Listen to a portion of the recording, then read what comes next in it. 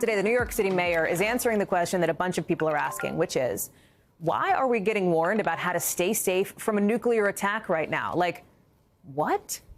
That's after this new PSA started airing, explaining how to do just that. Keep yourself safe from nukes, with Mayor Eric Adams saying, hey, don't freak out, no need to panic, but be prepared. The odds of a nuclear attack, pretty low. But city officials at the Office of Emergency Management want to make sure you know what to do to stay safe if it ever came to that. Pretty basic stuff. Go inside and stay there. But people are wondering what is up with the timing of this message. Isa Gutierrez explains. So there's been a nuclear attack. Don't ask me how or why. Just know that the big one has hit.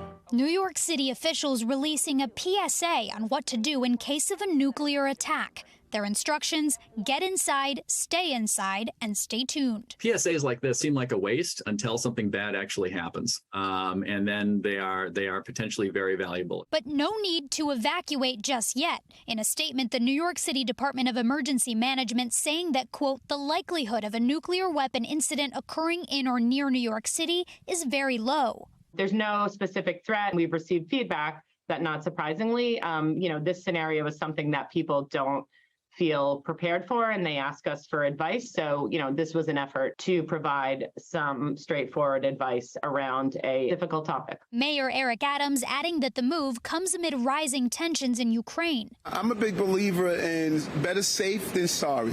I take my hat off to OEM. This was right after the attacks in the Ukraine. Is a nuclear attack something you think about at all? Is that on your mind? I don't think about it that much just because it seems so far-fetched. Although the PSA targeted New Yorkers, it's a message some experts think could resonate with the nation overall. My sense is better education would be helpful. Just knowing some basic things like, again, stay inside. And no, staying in the car is not an option. You need to get into a building and move away from the windows. Do you feel prepared for a nuclear attack? No. Not by a long shot. I don't know what I would do. Maybe that doesn't sound very intelligent, but I really don't know what I would do. PSAs like these were common just a few decades ago. First, you duck, and then you cover. And they may become common with groups like the Bulletin of the Atomic Scientists, sounding the alarm. They manage the doomsday clock, designed to warn the world about man-made threats like nuclear war, amongst other issues. Recently, they set the clock for 100 seconds to midnight, saying in part, quote, Russia's invasion of Ukraine has brought this nightmare scenario to life, with Russian President Vladimir Putin threatening to elevate nuclear alert levels, and even first use of nuclear weapons if NATO steps in to help Ukraine. This is what 100 seconds to midnight looks like. Nuclear attack is unfortunately a real part of our world, and I think the risk will only grow over time. Having said that, I don't think that people should allow concern about nuclear attack to dominate their everyday lives. Isa is joining us now. Can we please not have one more thing to freak out over? Like, do we see, like, please, New York City, like, do not give us one more thing to stress out about. I know that one of the people that you talked to said, hey, this is not just a message that could resonate with New Yorkers, but people all over the country, right?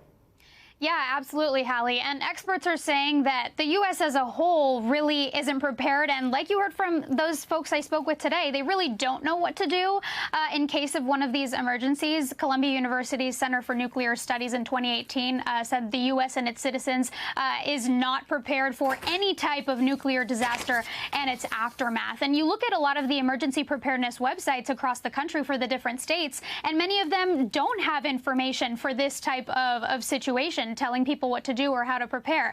But people can go to ready.gov if they are interested in how they can prepare for this type of event.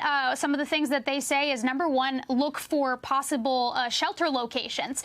It's got to be somewhere that you are often, school, home, at work, that sort of thing. Ideally, underground in a basement would be best, but if not, in the center of a building. Also to look for shelter locations along your commute if you are a commuter. They also say that you can build emergency supply kits, including bottled water, battery-powered radios, emergency medications, and that sort of thing if you are concerned. But again, like you heard from the mayor and from others, this is not something that is high risk right now by any means. We don't want to make it sound like that. It sounds like the city really just wanted to get ahead and make people feel more prepared if they are concerned.